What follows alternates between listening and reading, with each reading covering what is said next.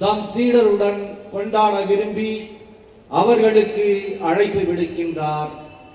இயேசு கொண்டாடிய இந்த பாஸ்கா விழா பழைய பாஸ்கா விழாவின் இறுதி கொண்டாட்டமாகவும் புதிய பாஸ்கா விழாவின் முன்னோடியாகவும் அமைந்தது.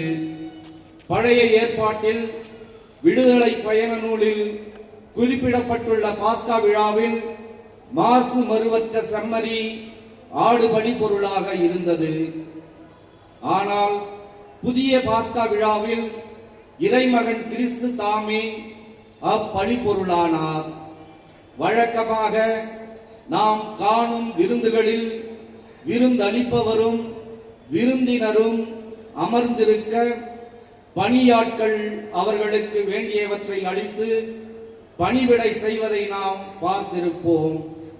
ஆனால் இங்கு இறைமகனும் நம் ஆண்டவரும் தலைவருமான இயேசு தம் சீடரின் பாதங்களை கழுவி துடைக்கின்றார்.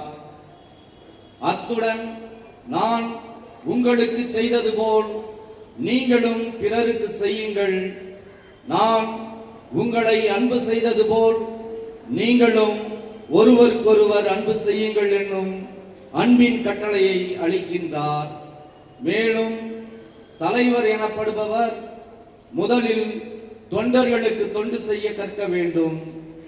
தலைமை பொறுப்பு என்பது நமது கீழ் பணிபுரிவோர் மீது அதிகாரம் செலுத்துவதல்ல, அவர்களுக்கு பணி புரிவதே என்பதை தம் செயலால் அறிவுறுத்தினார்.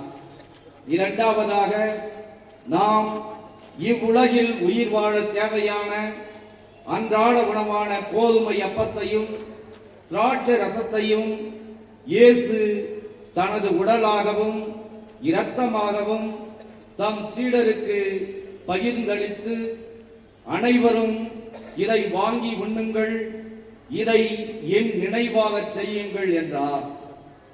அப்ப ரசத்தை தம் உடலாகவும் குருதியாகவும் மாற்றியதன் மூலம் திரு நற்கருணை என்னும் திருவருட்சாதனத்தை ஏற்படுத்தினார்.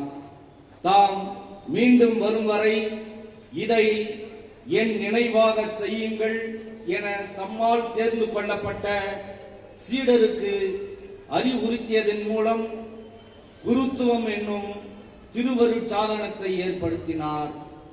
இன்றைய கொண்டாட்டத்தின் போது ஆலய மணிகள் ஆரவாரத்துடன் ஒலிக்க உன்னதங்களிலே கீதம் பாடப்படுகிறது. மீண்டும் சனிக்கிழமை நள்ளிரவில் பாஸ்கா விழாவின் போது உன்னதங்களிலே கீதம் பாடப்படும் வரை ஆலய மணிகள் ஒலிப்பதில்லை. மேலும் நாளை பெரிய வெள்ளியும் மறுநாள் பெரிய சனிக்கிழமையும் வழக்கமான திருப்பலிகள் ஏதும் நடைபெறுவதில்லை. இன்றைய மாலை பலியின் முடிவில் இறுதி ஆசிரும் பிரியாவிடையும் அளிக்கப்படுவதில்லை. மாறாக பெரிய சனிக்கிழமை இரவு பாஸ்கா விழாவின் முடிவில் தான் அளிக்கப்படுகின்றன.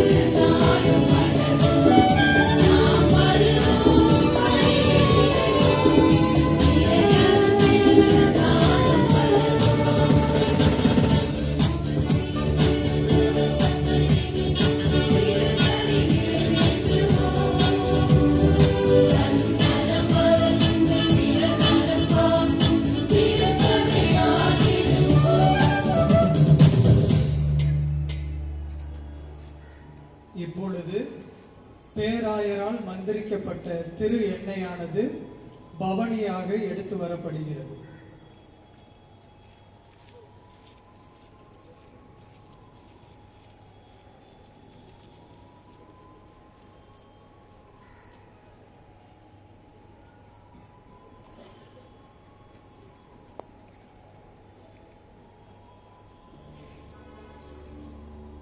திருப்பணியாளர் மந்திரிக்கப்பட்ட பரிசுத்த எண்ணெயை பெற்றுக்கொள்கிறார்.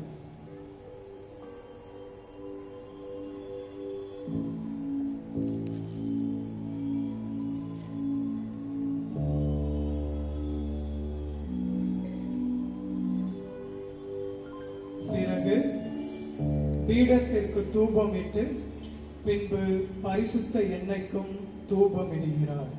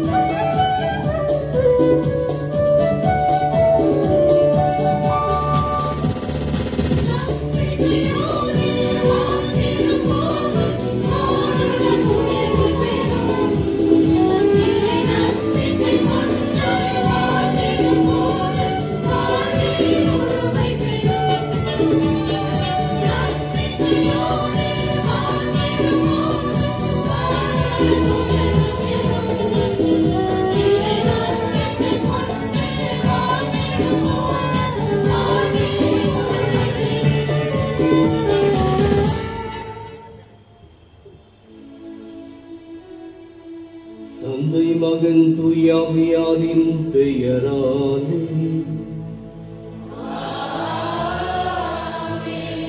நம் ஆண்டவராகிய இயேசு கிறிஸ்துவின் அருளும் கடவுளின் அன்பும் தூயாவியாரின் நட்புறவும் உங்கள் அனைவரோடும் இருப்பதாக.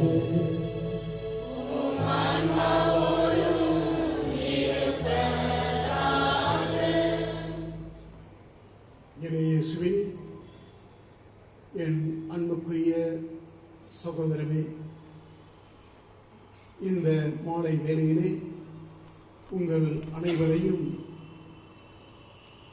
அன்போடு மாலை வணக்கத்தை கூறி வரவேற்கின்றேன். நாம் தபக்காலத்தின் இறுதி நாட்களாகிய இந்த 3 நாட்களை மிக உன்னதமான ஒரு நாட்களாக கருதி அதன் முதல் நாளாக இந்த மாலை வேளையிலே இறைமகன் இயேசுவின் பெரிய வியாழனை கொண்டாடி மகிழ கூடியிருக்கின்றோம். இன்றைய காலத்தில் முதன்மை இடம், அதிகாரம், பணபலம், பதவி வெறி, ஆணவம், அகங்காரம் இதைத்தான் நம் சமுதாயத்தில் அதிகம் காண்கின்றோம். பண்பு, பணிவு, அடக்கம், ஒழுக்கம் போன்ற நல்ல குணங்கள் பின்னுக்கு தள்ளப்படுகின்றன. இந்த சூழ்நிலையில் நமது வாழ்க்கை முறையை சீர்தூக்கி அலசி பார்க்க இன்றைய திருவழிபாடு நம்மை அழைக்கின்றது. இந்த பெரிய வியாழன் எல்லா வியாழக்கிழமைகளிலும் மிகப்பெரிய வியாழன். இந்த பெரிய வியாழனில் 3 பெரிய மாண்புமிக்க மறை உண்மைகளை நினைவுபடுத்தி கொண்டாடி மகிழ இங்கே கூடியிருக்கின்றோம். இந்த மாண்புமிக பெரிய மறை உண்மைகள் ஒரு மாபெரும் பரிசுகளாக அமைகின்றது. இந்த 3 மாண்புமிக மறை உண்மைகளும் அன்பை மையமாக கொண்டு நற்கருணை, குருத்துவம் மற்றும் சகோதரத்துவம் என்ற அடிப்படையிலே அன்பு, பண்பு, பணிவு என்ற தலைப்பிலே நாம் இந்த பெருவிழாவை கொண்டாட கூடியிருக்கின்றோம். இறைமகன் இயேசு தன்னுடைய இரவு உணவிலே அப்பத்தை எடுத்து ரசத்தை எடுத்து, இது என் உடல், இது என் இரத்தம், இதை உண்ணுங்கள், பருகுங்கள் என்று அவரையே நமக்கு கொடுத்த மாபெரும் பெருவிழா. இரண்டாவதாக, இதை நீங்கள் என்றென்றும் நிறைவேற்றுங்கள் என்று கூறியதற்கு அடிப்படையாக குருத்துவத்தை ஏற்படுத்திய மாபெரும் பெருவிழா. குரு இல்லை என்றால் நற்கருணை அல்ல, நற்கருணை இல்லை என்றால் கிறிஸ்துவின் பிரசனம் அல்ல, கிறிஸ்துவின் பிரசனம் இல்லை என்றால் கிறிஸ்தவமே அல்ல. எனவே இந்த இரண்டும், நற்கருணையும் குருத்துவம் ஒன்று சேர்ந்து அன்பின் அடிப்படையாக, அன்பின் சின்னமாக ஒரு புதிய கட்டளையை நமக்கு கொடுக்கின்றார் இறைமகன் இயேசு. ஒருவர் ஒருவரை அன்பு கூறுங்கள் என்று. எனவே நற்கருணை நமது கிறிஸ்தவ வாழ்வின் மையமாக இருப்பதனால் அந்த நற்கருணையை உருவாக்க ஒரு குருவானவர் அவசியம் என்பதை உணர்ந்து, அதன் வழியாக அன்பை மையமாக கொண்டு ஒருவர் ஒருவரை ஏற்றுக்கொண்டு நாம் வாழும் அளவிற்கு நாம் தகுதியுடையவர்களாக இந்த திருப்பலியிலே நாம் கலந்து கொள்ள இருக்கின்றோம். எனவே தகுதியுடன் இருக்க நாம் பாவங்களை நினைவு கூர்ந்து இறைவனுக்கும் பிறருக்கும் தனக்கும் செய்து கொண்ட அனைத்து பாவங்களுக்காகவும் மனவருந்தி இறைவனிடமும் ஒருவரிடமும் மனவருந்தி மன்னிப்பு கேட்கும்.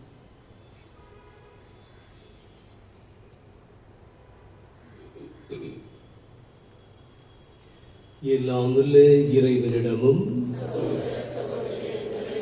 நான் பாவியை ஏற்றுக்கொள்கிறேன்.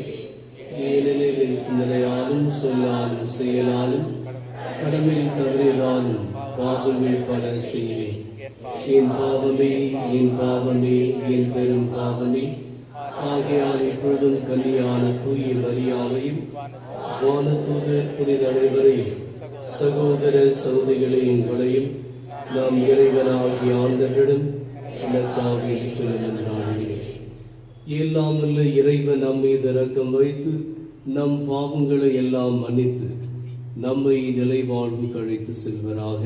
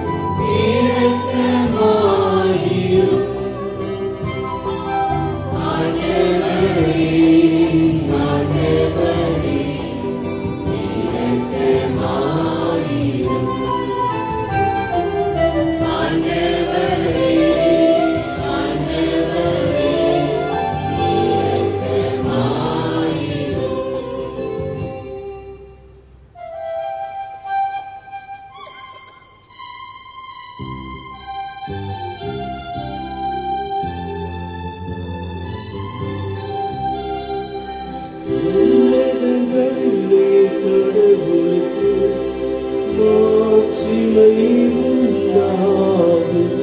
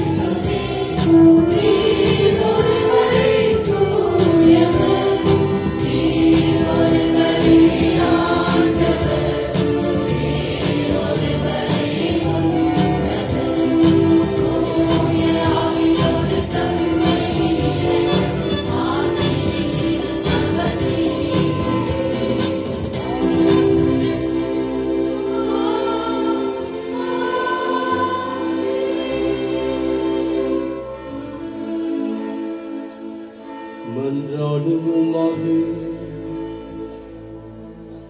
இறைவாவும் திருமகன் சாவுக்கு தம்மை கையளிக்கும் வேளையில் நிலைத்து நிற்கும் அன்பின் புதிய பணியை திருவிருந்தையும் தமது திரு அவைக்கு அளித்தீரே. அதனால் இப்புனிதமிக்க திருவுணவில் அடிக்கடி பங்கு கொள்ளும் நாங்கள் இத்துணை மேலான மறைநிலைகளிலிருந்து அன்பின் முழுமையையும் வாழ்வின் நிறைவையும் பெற்றுக்கொள்ள அருள் புரிவீராக. உம்மோடு பரிசுத்த ஆவியின் ஐக்கியத்தில் இறைவனாய் என்றென்றும் வாழ்ந்து ஆட்சி செய்கின்ற எங்கள் ஆண்டவர் உம் திருமகனமாகி கிறிஸ்து வழியாக உம்மை மன்றாடுகின்றோம்.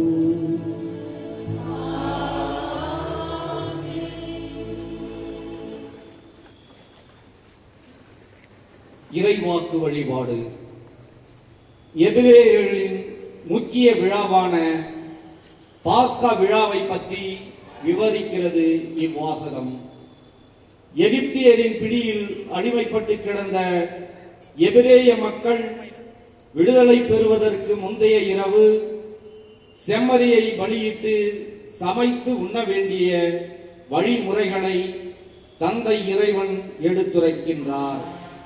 இவ்வாறு எபிரேய மக்கள் செம்மறியை பலி கொடுத்து கொண்டாடிய பாஸ்கா விழா அடிமை தலையில் நின்று அவர்கள் பெற்ற விடுதலையின் அடையாளமாக தீமையின் பிடியிலிருந்து விடுபெற்றதின் ஞாபக செயலாக இருளில் தவித்த மக்கள் ஒளியை கண்டதன் நினைவு சின்னமாக திகழ்ந்தது.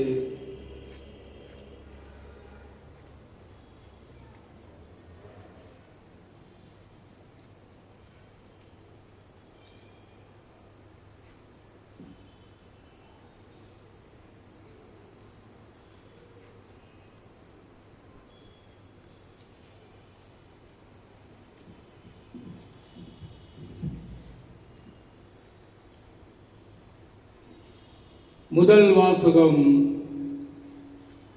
விடுதலை பயண நூலிலிருந்து வாசகம். எகிப்து நாட்டில் ஆண்டவர் மோசேக்கும் ஆரோனுக்கும் பின்வருமாறு கூறினார்: உங்களுக்கு மாதங்களில் தலையாதது இம்மாதமே, ஆண்டில் உங்களுக்கு முதல் மாதமும் இதுவே. இஸ்ராயல் மக்கள் கூட்டமைப்பு முழுவதற்கும் நீங்கள் அறிவியுங்கள். அவர்கள் இம்மாதம் 10ஆம் நாள் குடும்பத்துக்கு ஓர் ஆடு, வீட்டிற்கு ஒரு ஆடு என்று தேர்ந்தெடுத்துக் கொள்ளட்டும்.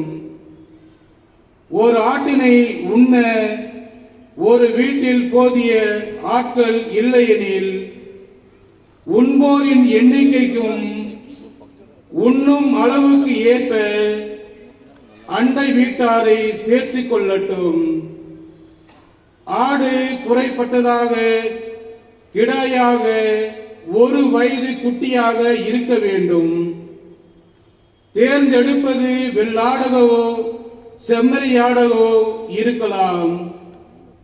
இம்மாதம் 14ஆம் நாள் வரை அதை வைத்து பேணுங்கள். அந்நாள் மாலை மங்கும் வேளையில் இஸ்ராயேல் மக்கள் கூட்டமைப்பின் அனைத்து சபையும் அதை வெட்ட வேண்டும். இரத்தத்தில் சிறிதளவு எடுத்து உண்ணும் வீடுகளின் இரு கதவு நிலைகளிலும் மேல் சட்டத்திலும் பூச வேண்டும். இறைச்சியை அந்த இரவிலேயே உண்ண வேண்டும். நெருப்பில் அதனை வாட்டி புளிப்பற்ற அப்பத்தோடும் கசப்பு கீரையோடும் உண்ண வேண்டும். நீங்கள் அதை உண்ணும் முறையாவது இடையில் கச்சை கட்டி கால்களில் காலணி அணிந்து கையில் கோல் பிடித்து விரைவாக உண்ணுங்கள். இது ஆண்டவரின் பாஸ்கா. ஏனெனில் நான் இந்நிரவிலேயே எகிப்து நாடெங்கும் கடந்து சென்று எகிப்து நாட்டில் மனிதர் தொடங்கி விலங்கு வரை அனைத்து ஆண்பால் தலைப்பேர்வையும் சாகடிப்பேன். எகிப்தின் தெய்வங்கள் அனைத்தின் மேலும் நான் தீர்ப்பிடுவேன். நானே ஆண்டவர். இரத்தம் நீங்கள் இருக்கும் வீடுகளில் உங்களுக்கு அடையாளமாக இருக்கும். நான் இரத்தத்தை கண்டு உங்களை கடந்து செல்வேன். எகிப்து நாட்டில் நான் அவர்களை சாகடிக்கும் போது கொல்லும் கொள்ள நோய் எதுவும் உங்கள் மேல் வராது. இந்நாள் உங்களுக்கு ஒரு நினைவு நாளாக விளங்கும். இதனை ஆண்டவரின் விழாவாக நீங்கள் தலைமுறைதோறும் கொண்டாடுங்கள். இந்த விழா உங்களுக்கு நிலையான நியாயமாக இருப்பதாக. இது ஆண்டவர் வழங்கும் அருள்வாக்கு.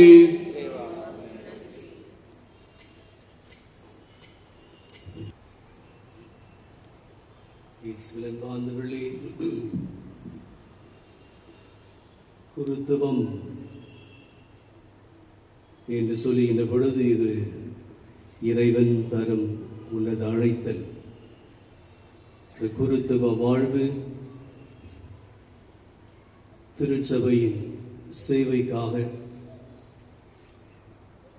இறையரசு பணி விரிவடைய, இந்த இறையரசு பணிக்காக இறைவன் மக்களிடமிருந்து மக்களை தேர்ந்து கொண்டு அவர்களை அழைத்து அபிஷேகம் செய்கின்ற ஒரு நிலை. இந்த குருத்துவத்தில் இன்னும் நாம் அதிக அளவில் மக்கள் இறைவனை அழைத்தலுக்கு செவிமடுக்கவும், இறைவனின் அழைத்தில் செவிமடுத்தவர்கள் நாங்கள் நிலைத்திருக்கவும், நற்பணியாற்றவும் வேண்டிய வரத்தை இறைவன் தருமாறும் வேண்டிய வண்ணமாக இந்த பாடலில் நான் உங்களை பாட என்னோடு பாட அழைக்கின்றேன்.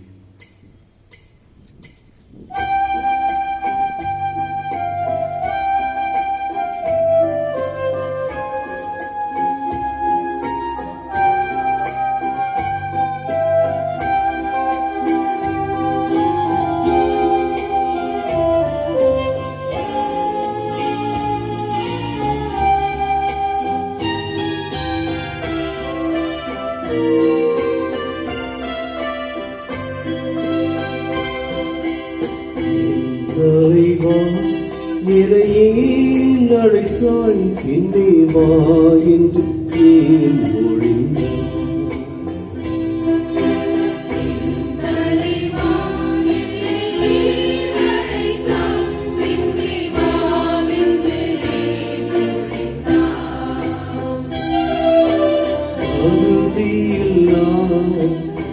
ஏழைக்கின்ற தகுதி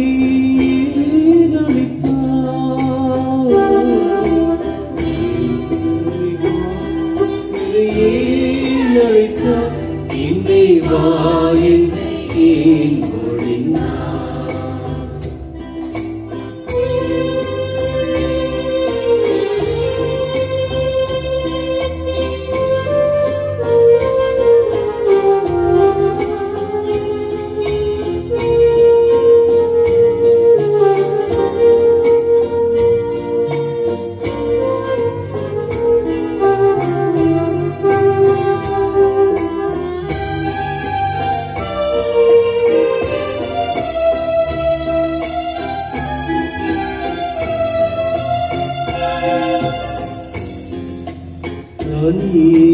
நான் நின்ற வேளை நல்ல இசை போல் மனம் புகுந்தாய்.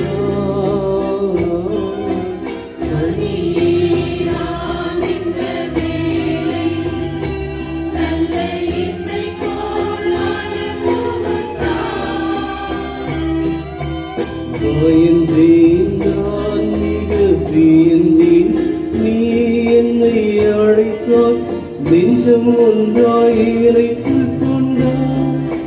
வாழும் காலம் யாவும் உன்னோடு உலகில் வாழ பணித்தாய்.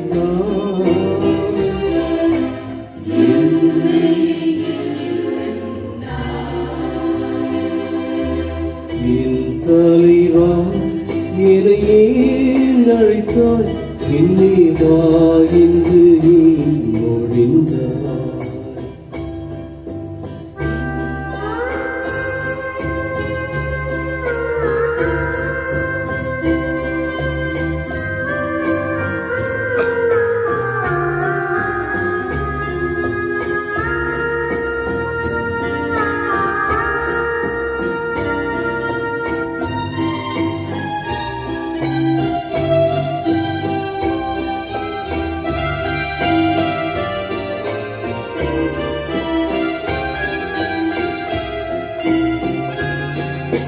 தாகத்தில் நான் அமர்ந்திருந்தேன் இது போதும் என்றிருந்தேன்.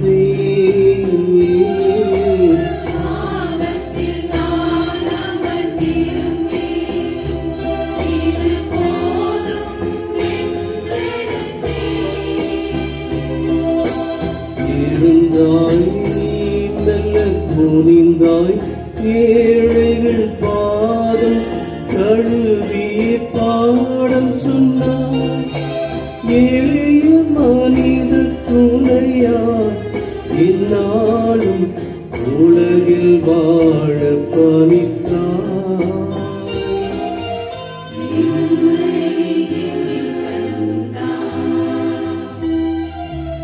என் தலைவா என்னை ஏன் அழைத்தாய் பின்னே வா என்று ஏன் ஒழிந்தாய்? என் தலைவா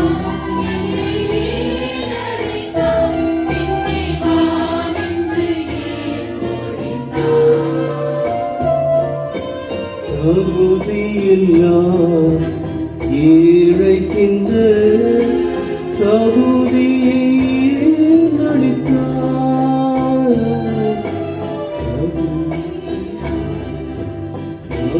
தகுதியெல்லாம் ஏழைக்கின்ற தகுதியை நடித்தாய். என் தலைவா என்னை ஏன் அழைத்தாய் இன்னி வா என்று ஒழிந்தாய்? இன்னி வா என்று ஏன் ஒழிந்தாய்?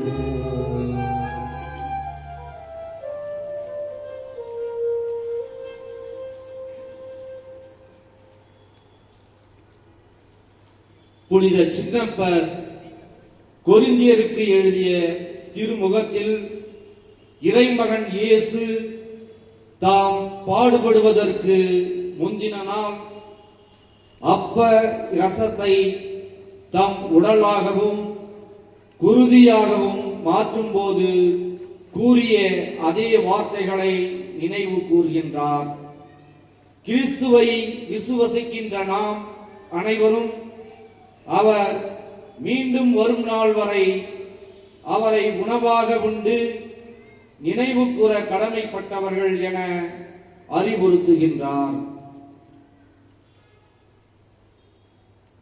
திருத்தூதர் பவுல் கொரிந்தியருக்கு எழுதிய முதல் திருமுகத்திலிருந்து 2ஆம் வாசகம்.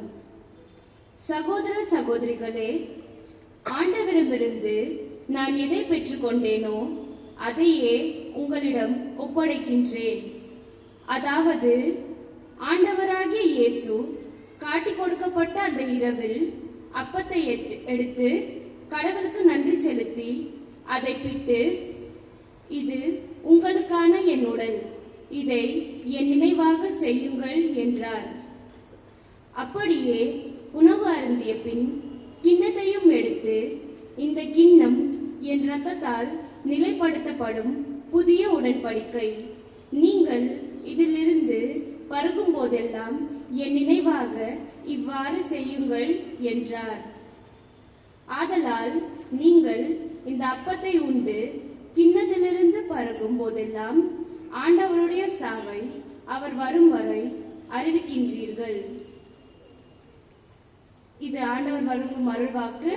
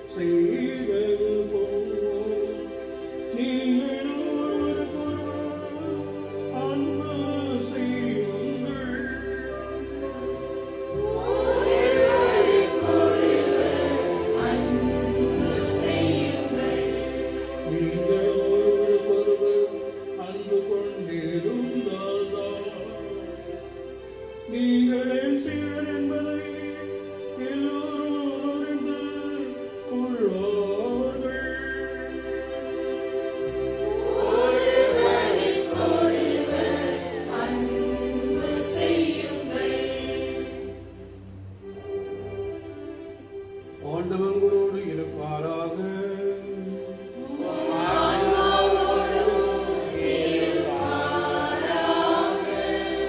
யோவான் எழுதிய பரிசுத்த நற்செய்தியிலிருந்து வாசகம்.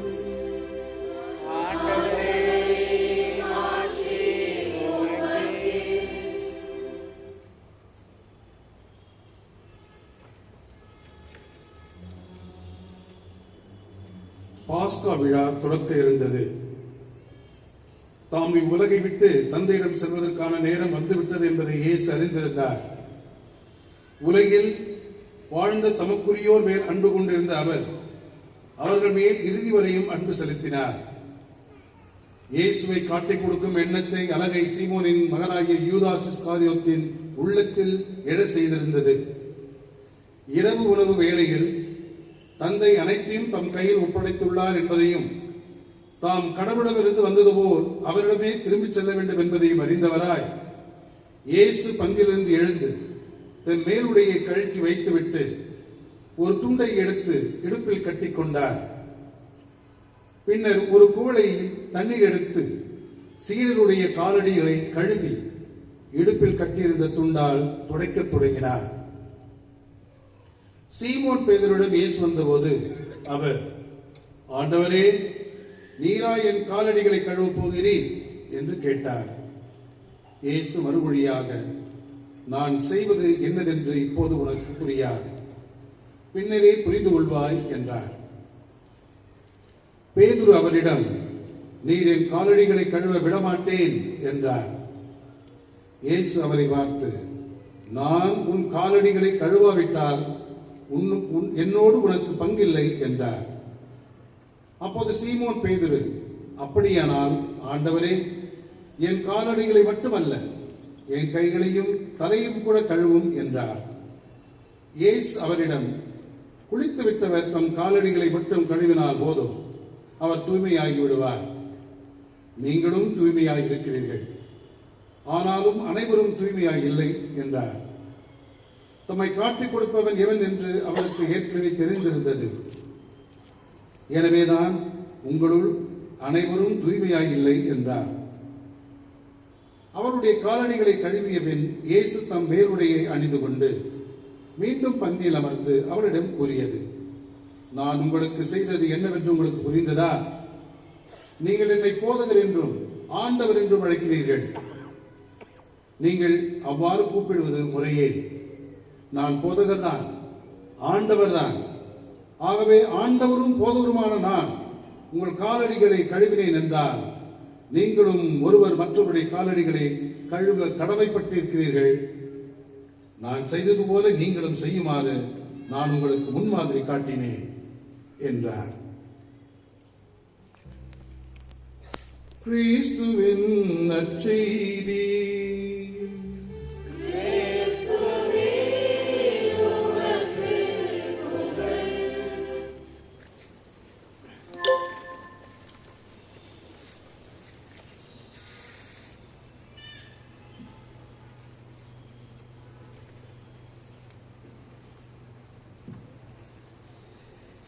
இயேசுவில் அன்பார்ந்த சகோதர சகோதரிகளே,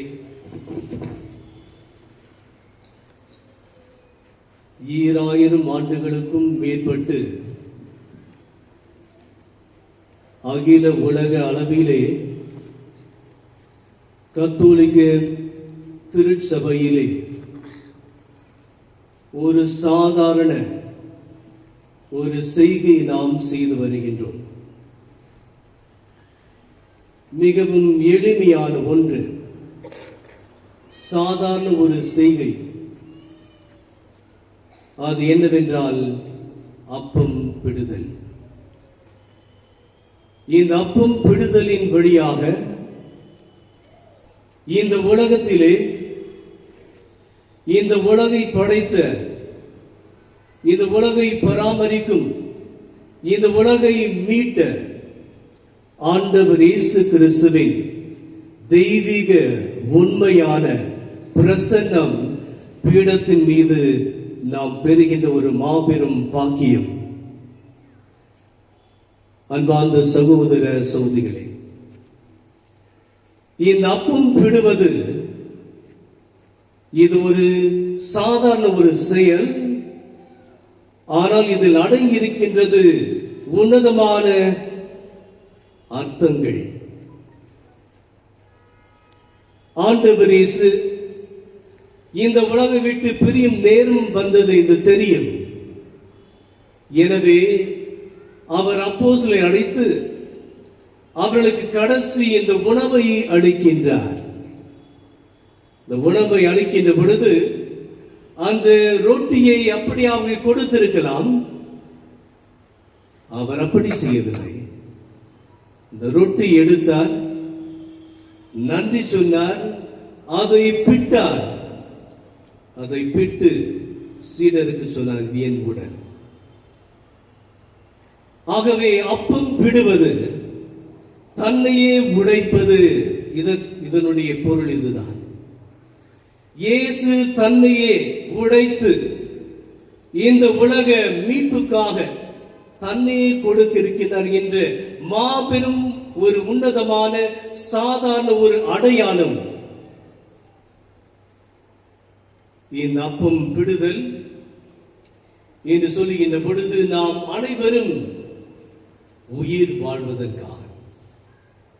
இயேசுவே சொன்னார், என் உடலை தின்று என் ரத்தத்தை குடித்தால் ஒழிய உங்களில் வாழ்வு இல்லை.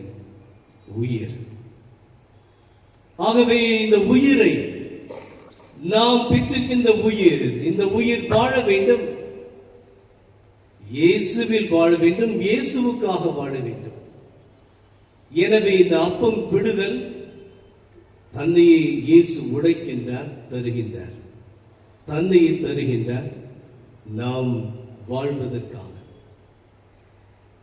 மேலும் இயேசுவில் அன்பார்ந்த சகோதர சகோதரிகளே, இந்த அப்பம் பிடுதல் என்று சொல்லுகின்ற பொழுது நாம் உறுதியை பெறுவதற்காக இந்த உலகத்திலே சாதாரண மக்கள் நாம், ஆனால் இயேசுவை பின்பற்றுகின்றவர்கள் நாம். ஆகவே இயேசுவை நாம் பின்பற்ற வேண்டும் என்றால் நம்முடைய உள்ளத்தில், நம்முடைய வாழ்வில் உறுதி வேண்டும், உறுதி வேண்டும். இந்த பலம், இந்த சக்தி வேண்டும். ஆகவே அது எங்கிருந்து கிடைக்கிறது? திவ்ய நற்கிணல் இருந்து. அபித்தினா என்கின்ற ஒரு இடம் துனிசிய நாடு. இந்த நாட்டிலே கிறிஸ்தவம் இதை கடைபிடிப்பதற்காக வேண்டிய தடை. எனவே கிறிஸ்துவர் ஒன்றாக கூட முடியாது, அங்கே திருப்பலில் பங்கேற்க முடியாது. எனவே அரசாங்கத்தின் சட்டம். இருப்பினும் 49 பேர் அந்த ஒரு கிராமத்திலே, அங்கே ஆக்டேவியஸ் ஃபெலிக்ஸ் என்கின்ற அவருடைய வீட்டிலே அவர்கள் மறைவாக இருந்து குருவான திருப்பலி நிறைவேற்றுவார். 49 பேரும் அதில் பங்கேற்பார்கள், நன்மை உட்கொள்வார்கள். ஆனால் ஒரு நாள் அவர்கள் அகப்பட்டுக் கொண்டார்கள். போலீஸ் அவர்களை வந்து தாக்கி, அரசாங்கத்துக்கு எதிராக நீங்கள் எப்படி செய்ய முடியும் என்ற கேள்விகளை கேட்டு சிறையில் அடைக்கின்றார்கள். அப்பொழுது ஒருவர் சொல்லுகின்றார், நாங்கள் ஞாயிற்றுக்கிழமை திருப்பலி இல்லாமல் எங்களால் வாழ முடியாது. அன்றாட எங்கள் வாழ்க்கை பிரச்சனைகளை சிந்திக்க எங்களுக்கு சக்தி இல்லை. அந்த சக்தியை நாங்கள் பெறுவது திவ்ய நற்கருணையில். எனவே இயேசுவில் அன்பார்ந்தவர்களே, ஆண்டவர் இயேசு கொடுத்த உன்னதமான ஒரு கொடை திவ்ய நற்கருணை. நாம் இயேசுவில் வாழ, அந்த இயேசுவின் பிரசன்னத்தால் நாம் திடத்தை, சக்தியை, உறுதியை பெற, நம்முடைய வாழ்க்கையை மேற்கொள்ள சாதாரண ஒரு வாழ்க்கை அல்ல, சான்று பகிர்கின்ற ஒரு வாழ்க்கை. இயேசுவின் அன்புக்காக நாம் நம்மையே தரக்கூடிய ஒரு வாழ்க்கை. எனவே இந்த ஒரு செய்கை ஒரு அன்பின் ஒரு செயல். ஆண்டவர் இயேசு எவ்வளவுக்கு எவ்வளவு நம்மை அன்பு செய்தார் என்றால், இந்த உலகை விட்டு பிரிகின்ற பொழுது நாம் அவரோடு இணைந்திருப்பதற்காக இந்த ஒரு சடங்கை, ஒரு திருப்பலியை நாம் நிறைவேற்றுவதன் வழியாக இதை என் நினைவாக செய்யுங்கள் என்று சொன்ன இயேசுவின் வார்த்தைகளை கடைபிடித்து அந்த வார்த்தைக்கேற்ப ஒவ்வொரு நாளும் அதை நினைவு கூர்ந்து வருகின்றோம். திருப்பிடத்திலே இயேசுவின் உயிருள்ள உண்மையான தெய்வீக பிரசன்னத்தை நாம் பெற்றுக் கொள்கின்றோம். ஏன்? இது இயேசுவின் ஒரு அன்பின் ஒரு அடையாளம். இயேசு நம்மை நேசிக்கின்றார், நம்மோடு இருக்க விரும்புகின்றார். எனவே இயேசுவின் உடன் இருப்புதான் நற்கருணை. எனவே இது ஒரு அன்பின் ஒரு கொடை, அன்பின் ஒரு வெளிப்பாடு. எனவேதான் புனித யோவான் ஆண்டவர் இயேசுவின் மார்பில் சாய்வதற்காக வேண்டிய ஒரு உன்னதமான வாய்ப்பு கிடைத்த அவர், இயேசுவின் இதய அன்பை சுவைத்தவர். அவர் சொல்லுகின்றார், அவருக்கு வயதாகிவிட்டது, நடப்பதற்காக முடியாமல் போயிருந்தது. எனவே அவரை ஒரு சேரில் வைத்து அவரை தூக்கி செல்வார்கள். அப்பொழுது அவர் பிரசங்க வைக்க செல்வார். கடைசியில் அவருடைய கண் பார்வை இழந்த ஒரு நிலைக்கு வருகிறது. சிந்தனையும் அவர் இழக்கக்கூடிய நேரம் வருகிறது. ஆனால் ஒன்றை மாத்திரம் அவர் சொன்னார், என் அன்பு பிள்ளைகளே, நீங்கள் ஒருவரை ஒருவர் அன்பு செய்யுங்கள். ஆண்டவர் இயேசு கொடுத்த அந்த அன்பின் கட்டளை இதுதான் அவருடைய மறையுரையாக மாறியது. கடைசி காலத்திலே அன்பு பிள்ளைகளே, ஒருவரை ஒருவர் அன்பு செய்யுங்கள். மேலும் புனித அகஸ்தீனார் நிறைய புத்தகங்களை எழுதியிருக்கின்றார், நிறைய சிந்தனைகளை தந்திருக்கின்றார் இந்த உலகிற்கு. அவர் அன்பை பற்றி சொல்லுகின்ற பொழுது ஒரே ஒரு வார்த்தையில் அவர் சொல்லுகின்றார், அன்பு செய், பிறகு உன் சித்தத்தின்படி நீ நட. Love and do what you will. ஆகவே இயேசுவுடைய அன்பு, இயேசுவை நாம் அன்பு செய்கின்ற பொழுது அது உண்மையான அன்பாகத்தான் இருக்க முடியும், தியாகம் நிறைந்த அன்பாகத்தான் இருக்க முடியும். அதிலே கபடமற்ற ஒரு நிலை இருக்கும். எனவே அகஸ்தீனார் இயேசுவின் அன்பை அதிகமாக உணர்ந்தவர். அவர் சொன்னார், அவரை அன்பு செய், அதன் பிறகு உன்னுடைய சித்தத்தின்படி நீ எதையாவது செய். அன்பார்ந்த சகோதர சகோதரிகளே, கிறிஸ்தவம் என்று சொல்லுகின்ற பொழுது இது அன்பின் ஒரு மதம். Christianity is a religion of love. அன்பின் ஒரு மதம். ஆகவே இந்த அன்பில் நாம் நிலைத்திருந்து வாழ வேண்டும், இந்த அன்பை பகர வேண்டும், இந்த அன்புக்காக சாட்சியாக நாம் வாழ வேண்டும். எனவே 3 நிலைகளில் ஆண்டவருடைய அன்பிலே நிலைத்திருக்க நாம் இயலும். முதன்மையாக இயேசுவிடத்தில் தனிப்பட்ட உறவை நாம் ஏற்படுத்திக் கொள்ள வேண்டும். தனிப்பட்ட உறவு. ஏதோ நாம் அனைவரும் ஒன்றாக கூடி வருகிறோம், ஞாயிற்றுக்கிழமையில் ஒன்றாக சேருகிறோம், திருப்பலியில் பங்கேற்றோம், சென்றோம். இது ஒரு சமூக வழிபாடு. அதையும் கடந்து தனி ஒரு உறவை நாம் ஏற்படுத்திக் கொள்ள வேண்டும் இயேசுவிலே. புனித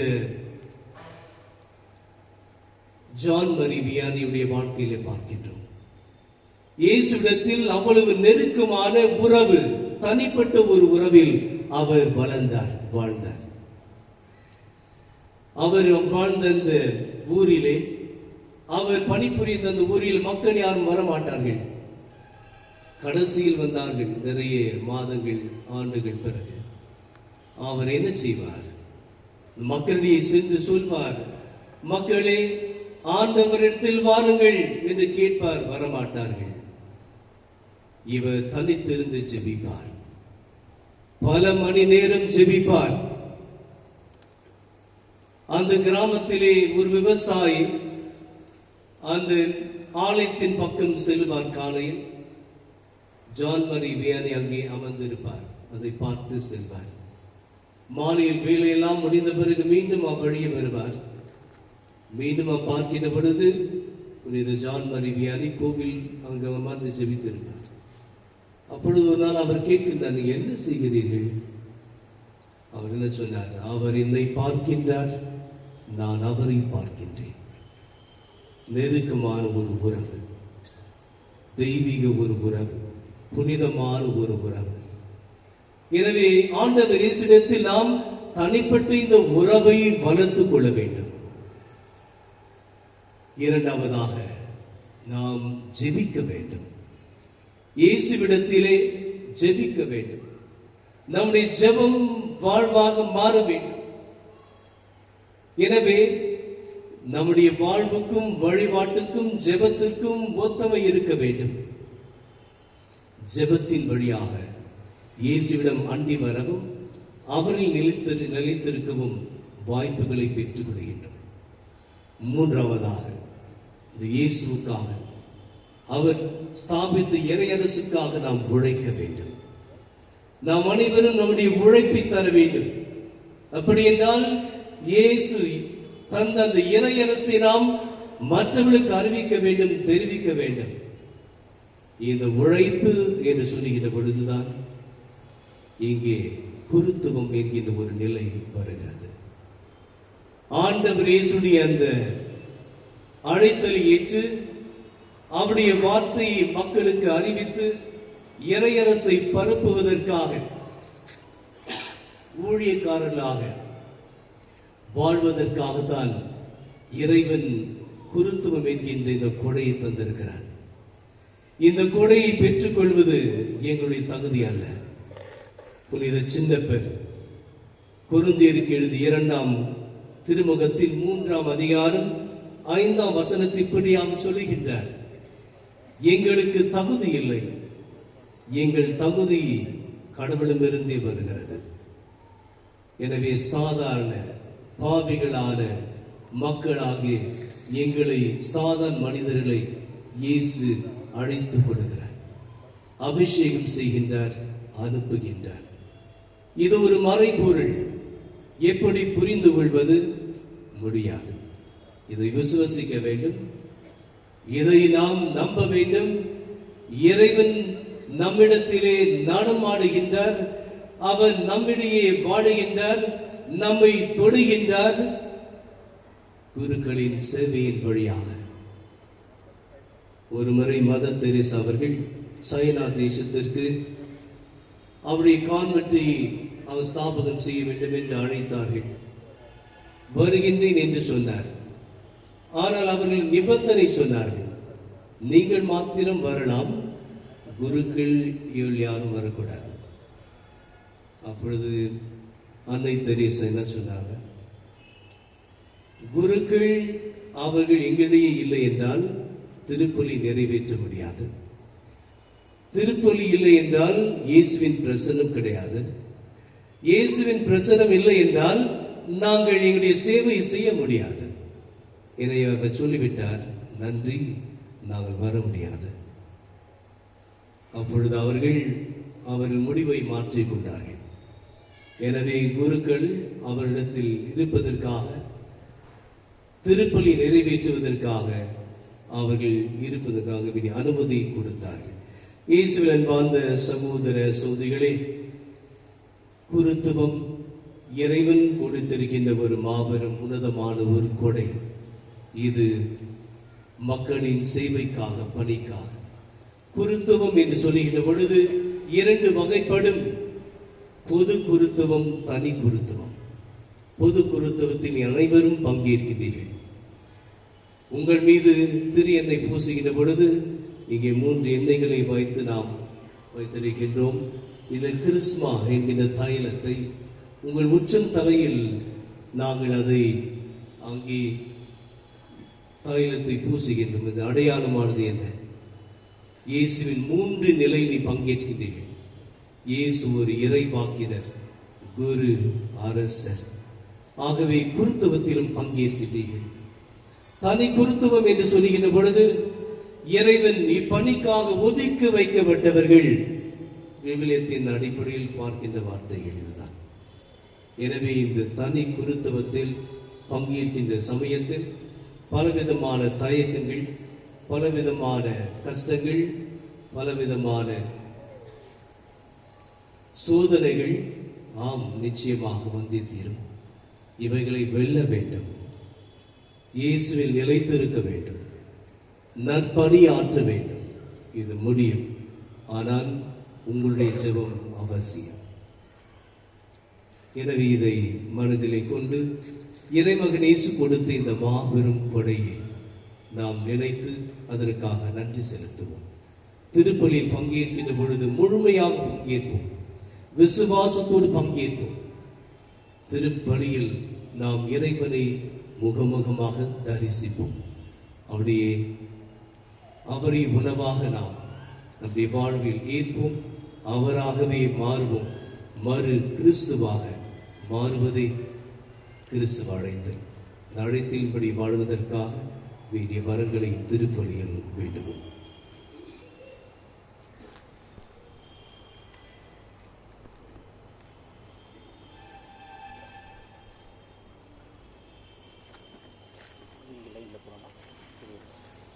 சொல்லுவார், இங்கே லைனில் போக அப்படின்னால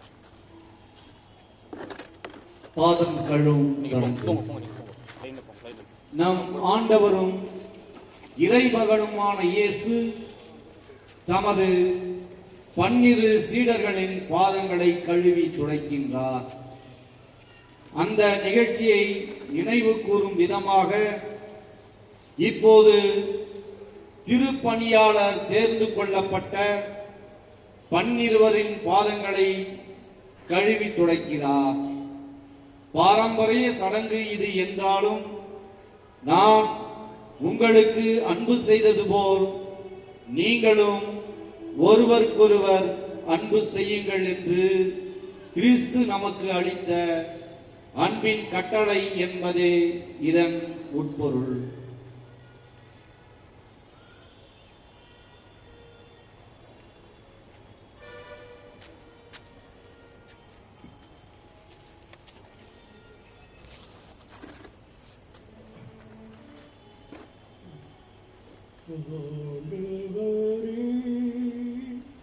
நீரோ என் பாதங்களை கழுவுவது, நான் முள் பாதங்களை கழுவாவிடில் உனக்கு என்னோடு பங்கில்லை என்றார் இயேசு.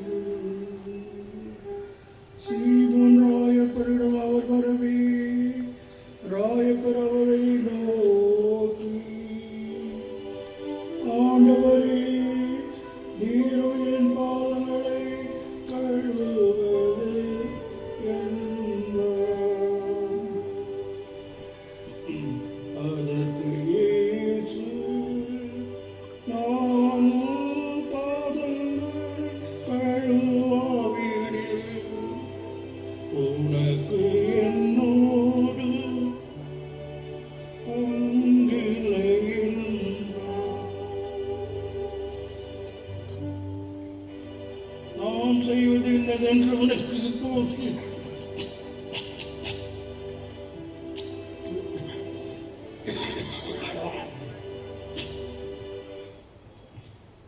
தெரியாது, பின்னரே விளங்கும்.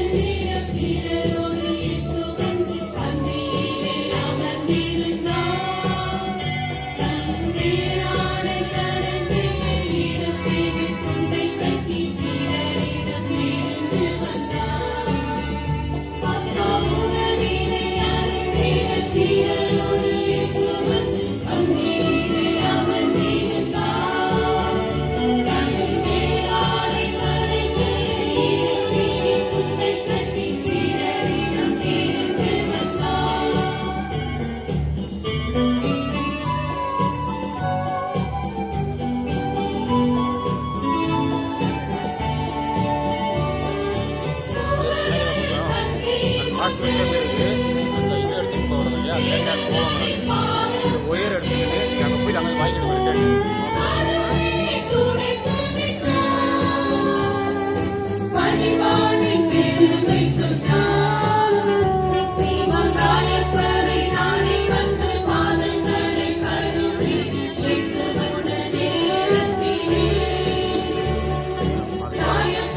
பாதங்களை இயேசுவிடம் காட்டாது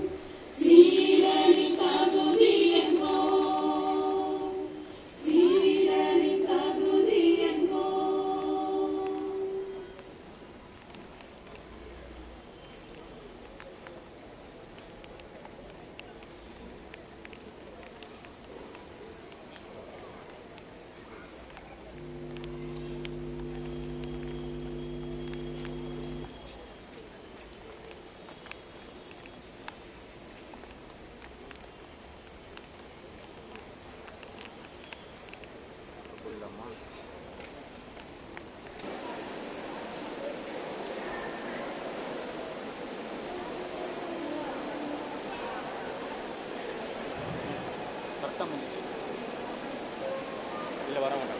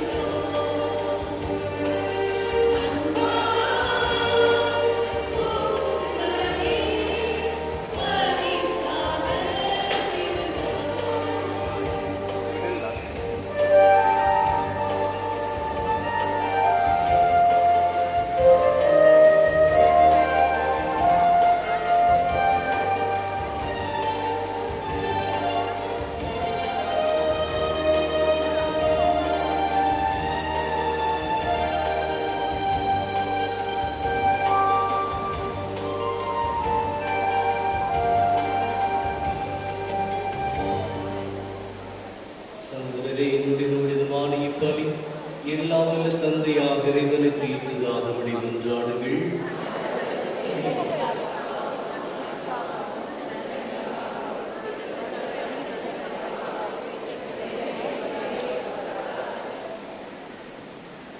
இறைவா, உம் திருமகன் சாவுக்கு தம்மை கையெடுக்கும் வேளையில் நிலைத்து நிற்கும் அன்பின் புதிய கவியை திருவந்தையும் தமது திரு அவைக்கு அழைத்தார். அதனால் இப்புனிதமிக்க திருமணவில் அடிக்கடி பங்கு கொள்ளும் நாங்கள் இத்துணை மேலான மறைவிலிருந்து அன்பின் முழுமையும் வாழ்வின் நிறைவையும் பெற்றுக்கொள்ள அருள் புரிவீராக. எங்கள் ஆண்டவராகிய கிறிஸ்து வழியாக உம்மை மன்றாடுகின்றோம்.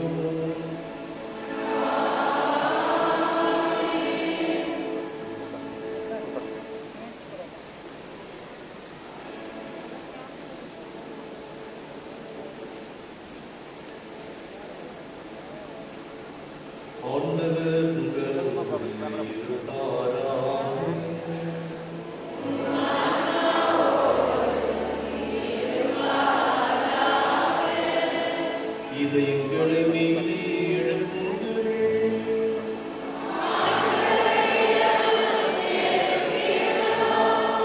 நம் இறைவனாகிய ஆண்டவருக்கு நன்றி கூறுவோம்.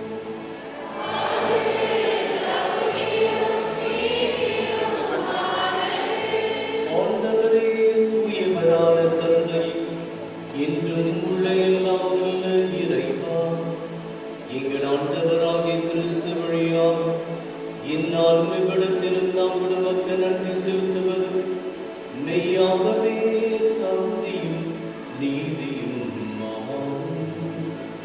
எங்கள் கடமையும் செய்வார். என்றும் முழுமையான குருவாகியவர் நிலையான பணிமுறை ஏற்படுத்தினார். மீட்பளிக்கும் பணிக்குள்ளாக முதல் தம்மையை நமக்கு கொடுத்து தம் நினைவாக நாங்கள் பணி செலுத்த வேண்டும் என்று கற்பித்தார். எங்களுக்காக பணியாளர்களை திருவிழலை அனுப்பும் போதெல்லாம் நாங்கள் வலிமை பெறுகிறோம். அவர் எங்களுக்காக சிந்தித்து ரத்தத்தை பருவ போதெல்லாம் நாங்கள் கழுவப்பட்டு உண்மை அடைகிறோம். ஆகவே வானத்துதர் முதன்மை வானத்துதரோடு அரியணையில் அவரும் தலைமை தாங்குவரோடு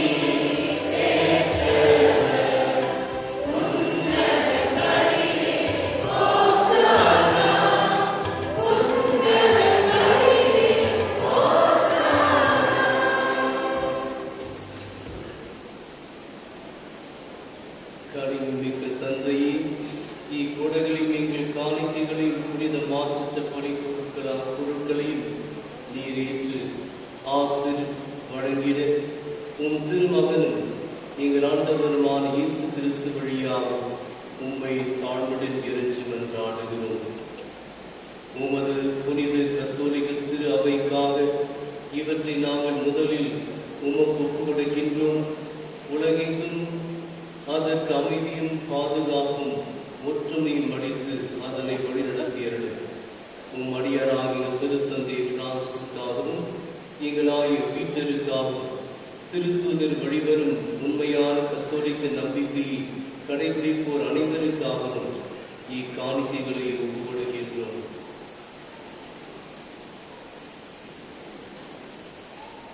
ஆண்டவரே, உம் அடியார்களாகிய இவர்கள் அனைவரையும் நினைவு கூர்ந்தருளும். மேலும் இங்கே கூடியிருக்கும் அனைவரையும் நினைவு கூர்ந்தருளும். உம் மீது இவர்கள் கொண்டிருக்கும் நம்பிக்கையையும் இறைப்பற்றையும் நீர் அறிவீர். இவர்களுக்காக நாங்கள் இவற்றை உமக்கு ஒப்புக் கொடுக்கின்றோம். இவர்களும் தமக்காகவும் தமவருக்காகவும் இப்புகழ்ச்சி பணியை உமக்கு ஒப்புக் கொடுக்கின்றார்கள்.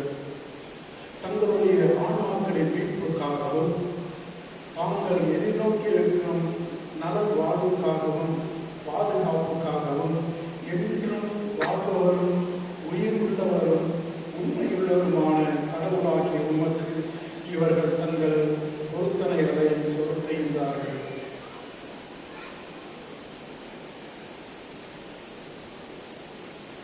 உம்முடைய புனிதர் அனைவருடனும் உறவு கொண்டுள்ள நாங்கள் எங்கள் ஆண்டவராகிய கிறிஸ்து எங்களுக்காக கையளிக்கப்பட்ட தூய்மை நாளை கொண்டாடுகின்றோம். முதலாக இறைவனும் எங்கள் ஆண்டவராகிய இயேசு கிறிஸ்துவின் தாயும் என்றும் கண்ணியமான மாட்சிமிக்க மரியாதையும் அதே கண்ணியின் கணவரான யோசேப்பையும் திருத்தூதர்களும் மறைசாட்சியுமான பேதுரு, பவுல், அந்திரேயா, யாக்கோபு, யோவான், தோமா, யாக்கோபு, பிலிப்பு, பர்தலமேயு, மத்தேயு, சீமோன், ததேயு, Louis, Cletus, Clement, Sixtus, Cornelius, Cyprian, Lawrence, Christopher, John Paul, Cosmas, Damian ஆகியோரின் வணக்கத்துடன் நினைவுகூர்கின்றோம். இவருடைய பேருவர்களாலும் வேண்டுதல்களாலும் நாங்கள் யாவற்றுக்கும் உதவி பெற்று காக்கப்படுமாறு அருள் புரியும். ஆகவே ஆண்டவரே, உம் ஊழியராகிய நாங்களும் உமது குடும்பம் முழுவதும் இக்காணிக்கை ஒப்புக் கொடுக்கின்றோம். எங்கள் ஆண்டவராகிய இயேசு கிறிஸ்து தம் உடலையும் இரத்தத்தையும் தம் சீடர்களுக்கு கையளித்து அவற்றின் மறைப்பொருளை கொண்டாடுமாறு பணித்த இந்த நாளில் இக்காணிக்கையை மன நிறைவோடு ஏற்றதிட உண்மை வேண்டுகிறோம். எங்கள் வாழ்நாளில் உமது அமைதியை தந்தருளும். மேலும் நிலையான அழிவிலிருந்து எங்களை காத்து உம்மால் தீர்ந்து கொள்ளப்பட்ட மந்தையில் சேர்த்தருளும். இறைவான் இக்காணிக்கைகளை புனிதப்படுத்தி உமக்கு உரிமையுடையதும் தகுதியுடையதாகவும் உமக்கு ஏற்புடையதாகவும் உகந்ததாகவும் இருக்கச் செய்கிறோம். இவ்வாறு ஆண்டவராகிய இயேசு கிறிஸ்துவின் உடலாகவும் இரத்தமாகவும் இது மாறுவனவாக. அவர் எங்கள் மீட்புக்காகவும் அனைவருடைய மீட்புக்காகவும் தாம் பாடுபடுவதற்கு முந்தின நாள், அதாவது இன்று வணக்கத்துக்குரிய தம் திருக்கைகளில் அப்பத்தை எடுத்து வானோக்கி கண்களை உயர்த்தி எல்லாமல்ல இறைவனும் தம் தந்தையுமாக உமக்கு நன்றி செலுத்தி ஆசி வழங்கி அப்பத்தை விட்டு தாம் சீடருக்கு அழைத்து கூறியதாவது: அனைவரும் இதிலிருந்து பெற்று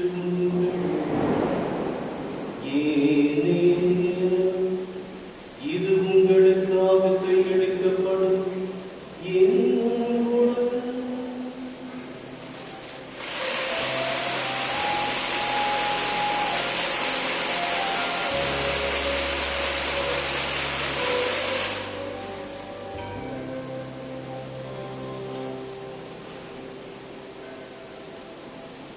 அவ்வண்ணமே இரவு விருந்தை அருந்திய பின் எழுமிகு கிண்ணத்தை வணக்கத்துக்குரிய தாம் திருக்கைகளில் எடுத்து மீண்டும் மக்கள் நன்றி செலுத்தி ஆசி வழங்கி தாம் சீடருக்கு அழைத்து அவர் கூறியதாவது: அனைவரும் இதிலிருந்து பெற்று பரவுங்கள்.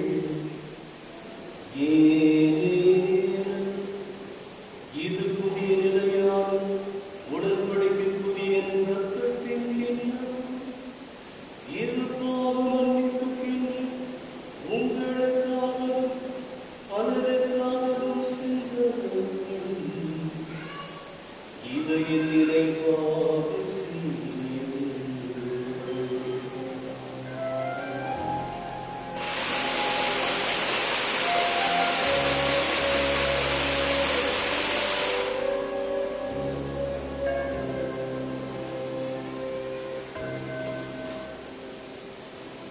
நம்பிக்கையின் மறைபொருள்.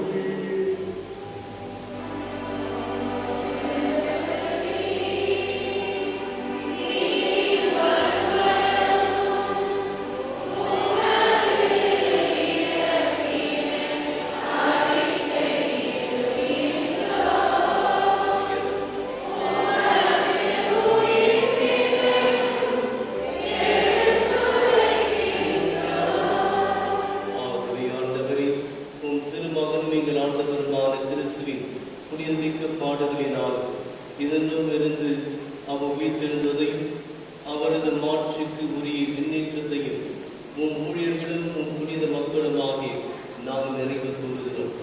நீர் எங்களுக்கு வழங்கியுள்ள கொடைகளில் இருந்து நிலை வாழ்வு தரும் புனித அப்பத்தையும் முடிவில்லா மீன்படைக்கும் கிண்ணத்தையும் தூய புனித மாசற்ற படிப்பொருளாக மாண்புமிக்குரிய உமக்கு நாங்கள் கூறுகின்றோம். இவற்றை இறக்கமுடன் கனிவுடனும் கண்ணோக்கியரிடம் நீதிமானாகும் ஊழியர் ஆவியலின் காணிக்கைகளை எங்கள் நம்பிக்கையின் தந்தை ஆபிரகாமின் பணியையும் உம்முடைய தலைமை குரு மெல்கிசேதேக்கை உமக்கு அளித்த காணிக்கைகளையும் நீர் உளம் கனிந்து ஏற்றுக்கொண்டது போல இவற்றையும் புனித பலியாகவும் மாசற்ற படிப்பொருளாகவும் ஏற்றுக்கொள்ளும். எல்லாமல் இறைவா, உம்முடைய வானதூதர் தம் திருக்கைகளில் இப்பணிப்பொருட்களை மாண்புமிக்குரிய உமது விண்ணக திருப்பிடத்துக்கு எடுத்துச் செல்ல வேண்டும் என உம்மை பணிந்து வேண்டுகின்றோம். இத்திருப்பிடத்திலிருந்து உம்முடைய திருமகனின் புனிதமிக்க உடலையும் இரத்தத்தையும் பெறுகின்ற நாங்கள் அனைவரும் எல்லா விண்ணக ஆசரையும் அருளையும் நிறைவாக பெற்றுக்கொள்ள செய்தருளும்.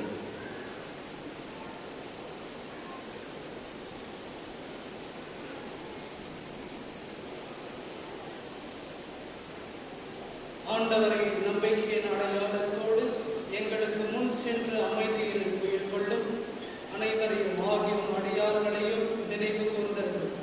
ஆண்டவரே, இவர்களுக்கும் கிறிஸ்துவின் இளைப்பாறும் அனைவருக்கும் ஆறுதலும் ஒளியும் அமைதியும் நிறைந்த இடத்தை ஈந்திட வேண்டும் என இறைஞ்சி மன்றாடுகின்றோம்.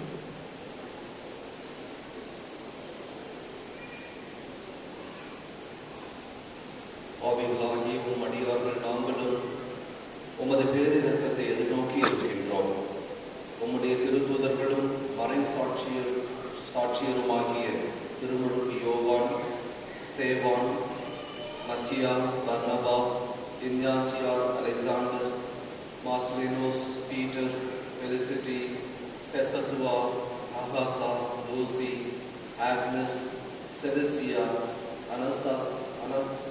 அனஸ்தாசியா ஆகியோருடனும் உம் புனிதர் அனைவருடனும் எங்களுக்கும் பங்களிப்பருடன் எங்கள் தகுதியை முன்னிட்டு அன்று மாசற்ற உமது மிகுதியான மன்னிப்பால் அப்புனிதர்களோடு நாங்களும் தொடுமை கொள்ள எங்கள் ஆண்டவராகிய கிறிஸ்து வழியாக உம்மை மன்றாடுகிறோம். இவர் வழியாகவே ஆண்டவரே, நீர் இவற்றை எல்லாம் எப்போதும் நல்லவையாகி புனிதப்படுத்தி உய்வித்து ஆசி அளித்து எங்களுக்கு வழங்குவீராக.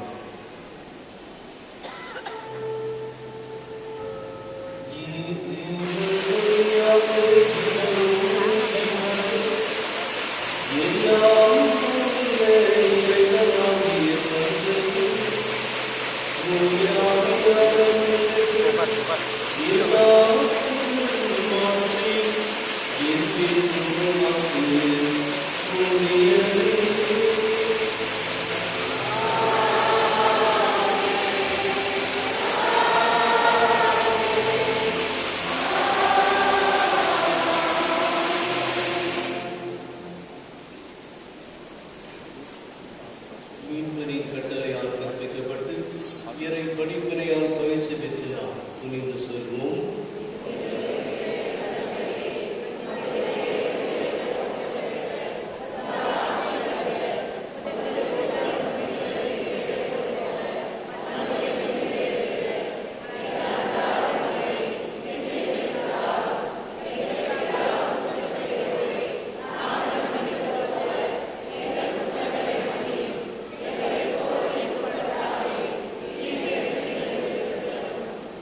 ஆண்டவரே, தீமை அனைத்திலிருந்து தீங்களை விடுவித்து எங்கள் வாழ்நாளில் அமைதி கனிவுடன் அருள உம்மை மன்றாடுகிறோம்.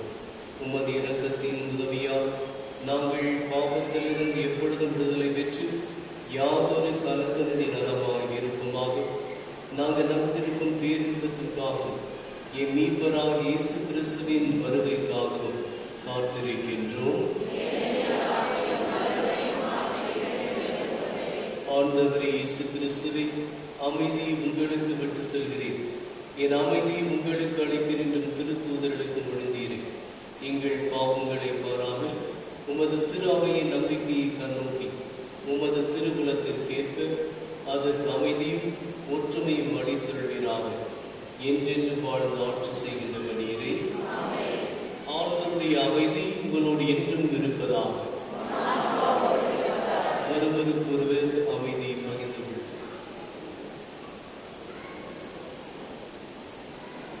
உலகின் பாவங்களை போக்கும்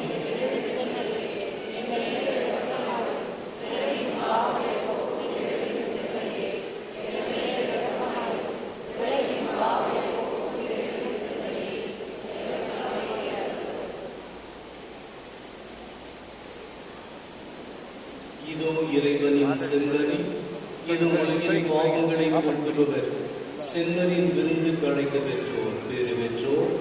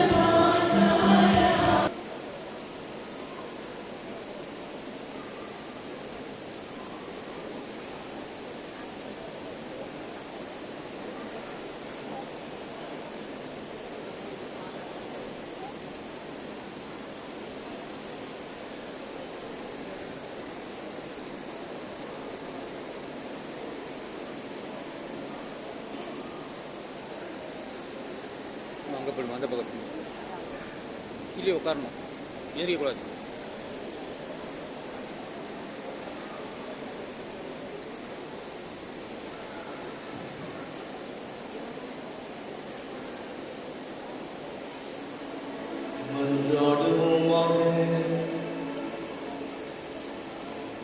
எல்லாம் வல்ல இறைவா, எங்களுக்கு அருள் புரிவீர்.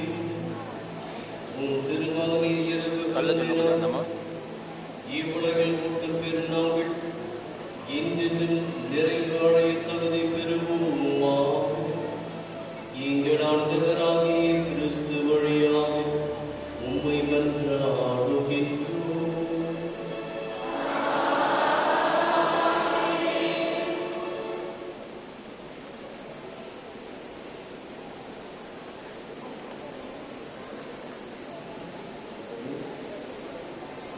உட்காரணும் உட்காரணும்.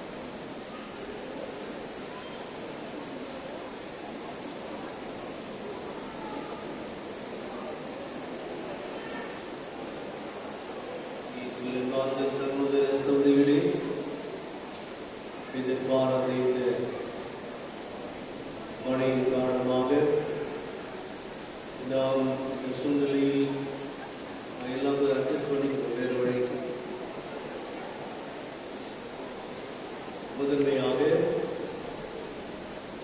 இறை மகனேசு நமக்கு கொடுத்த இந்த மாபெரும் உன்னதமான கொடை நற்கருணை, அதற்காக நாம் இறைவனுக்கு நம்முடைய நல் வாழ்வின் வழியாக நன்றி செலுத்த வேண்டும். இரண்டாவதாக இன்று குருத்துவத்தை ஏற்படுத்திய நாள். ஆகவே இறைவன் எங்களை குருக்களாக தீர்த்து கொண்டிருக்கின்றார். எனவே இது இறைவன் கொடுத்திருக்கும் ஒரு மாபெரும் கொடை. இந்த குருத்துவத்தை நாங்கள் மிக அன்புடன் தியாகத்துடன் மற்றும் குருத்துவ வாழ்வை நாங்கள் அர்ப்பணத்துடன் வாழ்ந்திட நீங்கள் அனைவரும் எங்களுக்காக ஜெபிக்க வேண்டும் என்று அன்போடு கேட்டுக்கொள்கின்றேன். இங்கே இருக்கின்ற குருக்கள் 2 பேருமே குருக்களாக திருநிலைப்படுத்தப்பட்டு 25 ஆண்டுகள் நிறைவு பெறுகின்றனர்.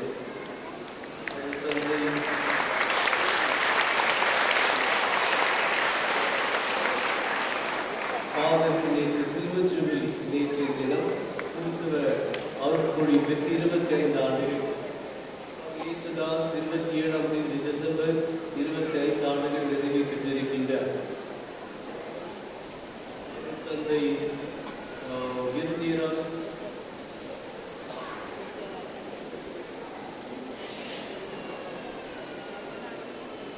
14 ஆண்டுகளாக குருவாக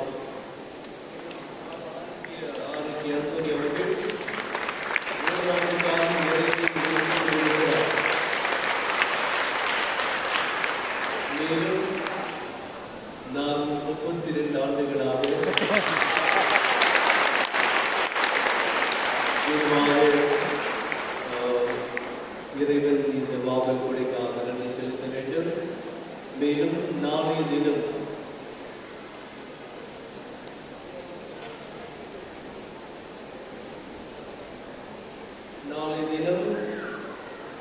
பெரிய வெள்ளிக்கிழமை சுத்த கோஷம் ஒரு சத்தியம் அனுசரிக்க வேண்டிய கடமை.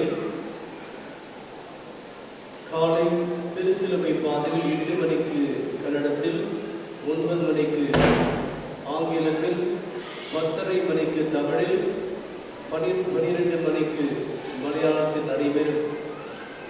மேலும் மாலை 4 மணிக்கு ஆண்டவரின் திருப்பாடுகளின் சடங்குகள் ஆங்கிலத்தில் நடைபெறும். மாலை 5:30 மணிக்கு ஆண்டவரின் திருப்பாடுகளின் சடங்குகள் தமிழில் நடைபெறும். மிகவும் பரிசுத்தமான ஒரு நாள். ஆகவே அனைவரும் நேரத்தோடு வந்து நீங்கள் இந்த நிகழ்வுகளில் பங்கேற்க வேண்டும் என்று அன்போடு கேட்டுக்கொள்கின்றேன். மேலும் பெரிய வெள்ளிக்கிழமை அன்று நாம் மிகவும் அதை துக்கத்துடன் நாம் கொண்டாட வேண்டும்.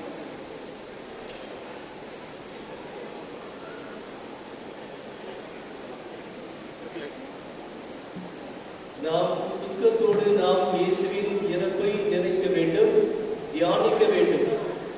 ஆகவே சில சமயத்தில் எல்லாம் வழிபாடும் நன்றாக நடைபெற்ற பின்பு மோர், தயிர் இவைகளெல்லாம் குடிப்பது நல்லதுதான். ஆனால் அவற்றை ஒரு விதத்திலே ஒழுக்கமான விதத்தில் அதை நீங்கள் பருக வேண்டும். மேலும் விசேஷமாக இந்த பேப்பர் பிளேட்ஸ், இந்த கப்ஸ் எல்லாம் அங்கே தூக்கி போட்டு போகக்கூடாது.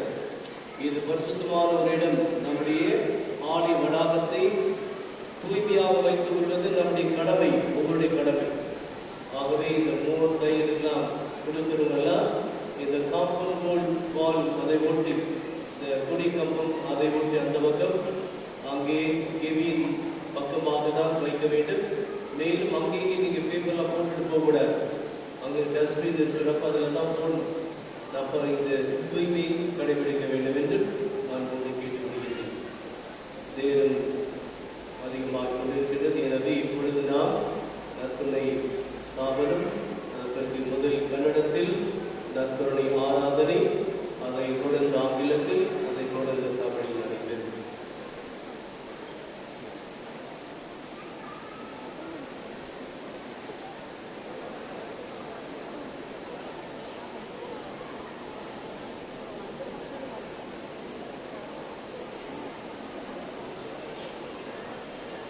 இன்னும் சில வினாடி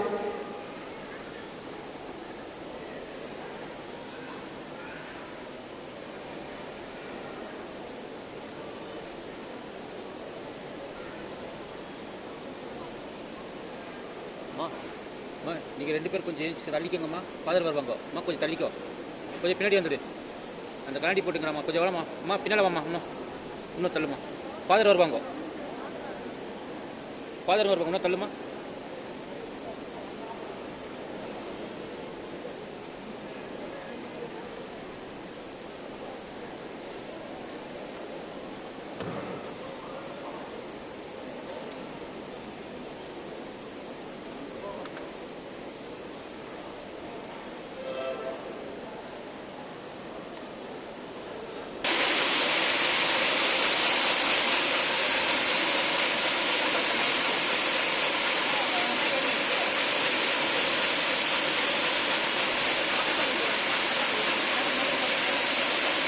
அப்படி சைடில்